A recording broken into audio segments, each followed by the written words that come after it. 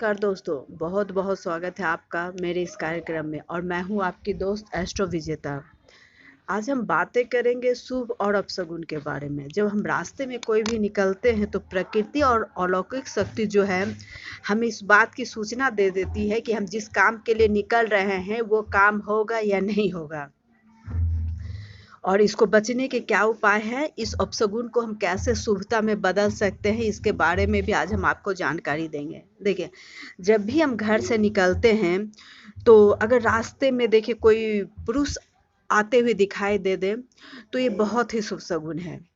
ठीक इसके विपरीत अगर कोई स्त्री आ रही है तो ये शगुन शुभ नहीं है। बच्ची को छोड़कर अगर कोई छोटी बच्ची है तो उसका प्रभाव नहीं है। 10 साल तक की बच्ची का किसी भी प्रकार का शुभ अशुभ संकेत नहीं है।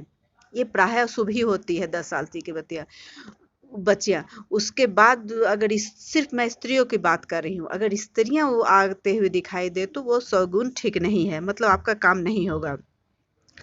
और अगर हम घर से निकल रहे हैं, हमें छींक आ जाए, अगर एक छींक आ जाए तो समझिए कि काम में रुकावट होने वाला है। थोड़ा सा कुछ मीठा खा करके, पानी पी करके फिर निकले। और ठीक इसके विपरीत अगर 2 छींक आ जाए तो ये बहुत ही उत्तम शुभ शगुन है, इससे आपका काम बनने वाला है।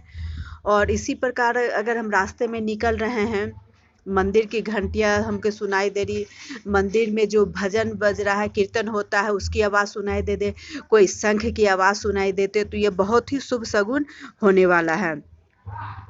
और उसके अलावा जैसे अगर हम निकल रहे हैं तो सामने से माली आता हुआ दिखाई दे दे तो ये बहुत ही शुभ शगुन है। समझिए कि या तो घर में मांगलिक कार्य होने वाला है या फिर किसी आप मांगलिक कार्य के लिए जाने वाले हैं, शुभ कार्य के लिए जाने वाले, तो वो काम आपका पूरा होगा। और इसी तरह अगर आप घर से निकल रहे हैं, गाय या मेढक की आवाज़ सुनाई दे तो समझिए कि आपको हर काम में उस काम में सफलता मिलने वाली है। और अगर आप निकल गए हैं तो अगर चिड़िया आपके सर के ऊपर बीट कर दी है तो ये तो बहुत ही आर्थिक लाभ देने वाला है। समझिए कि कोई आपको आर्थिक लाभ होने वाला है। रास्ते में भिखारी मिल जाए तो उसे भीख अवश्य दे दें, वो भी बहुत शुभ शगुन होता है। और अगर घर से निकलते समय आपको माली दिखाई पड़ जाए, धोबी दिखाई पड़ जाए, तो माली का तो अच्छा होता है लेकिन धोबी का अच्छा नहीं होता है। अर्थी दिखाई दे दे तो अर्थी का प्रणाम करके अपनी मनोकामना बोल दे तो वो भी पूर्ण होने वाला है। और बायां अंग फड़के तो पुरुषों का तो समझिए काम होने वाला है। और अगर ऐसा नहीं हो रहा है तो आप क्या करें, शिव शिव शिव शिव रटते रहें और घर से कुछ मीठा खा कर के ही निकलें।